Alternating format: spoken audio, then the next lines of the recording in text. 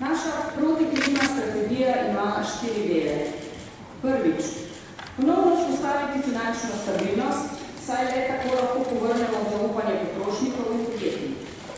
Mediji ste se že navadili in poznate in veste, da ponavadi se poslanske skupine vedno vzamejo in zabirajo čas, ker pa gre danes v bistvu za zaključno dejanje. Sem prepričan, da kar nekaj poslancev in poslank na koncu odgledalo svoje razprave ali jih skrajšalo, tako da jaz pričakujem vsaj 2 uri prej vlado, kot je predvideno.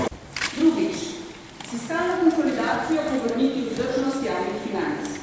Je možno kakšno presenečenje? Presenečenja so vedno lahko zanimiva ali pa stvar špekulacije. Sam osebno jih ne pričakujem.